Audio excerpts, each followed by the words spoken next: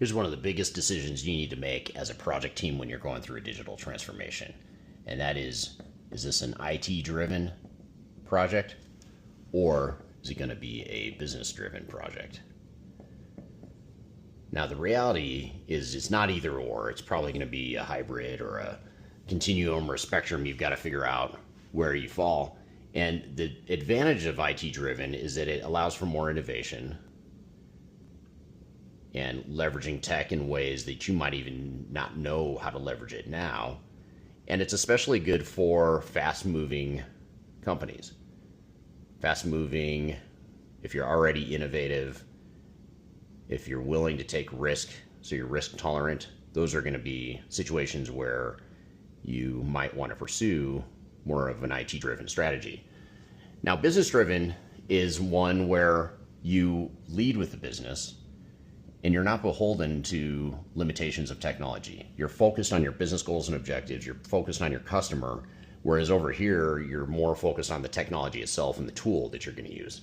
So when you're business driven, you're more focused on leading by the business. You've got more internal credibility when your project is business driven, because generally speaking, more people want to follow the business leaders, not necessarily the IT people. And no offense to you IT people watching here, but that is true.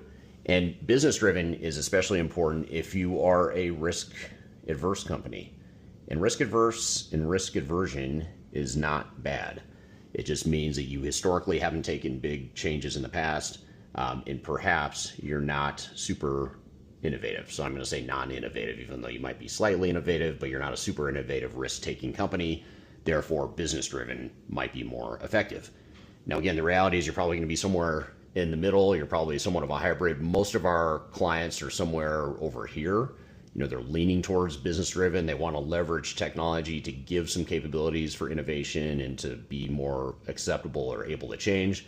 But at the end of the day, they really want to lead with the business and the business needs. And we see them more often than not, except for these rare situations where you're a fast-moving, innovative, younger company, perhaps you're a newer company, high growth, startup, you're risk tolerant. That might be better for IT driven. But in most other cases, especially if you're a legacy organization, you're probably going to find that a business driven approach is more suitable.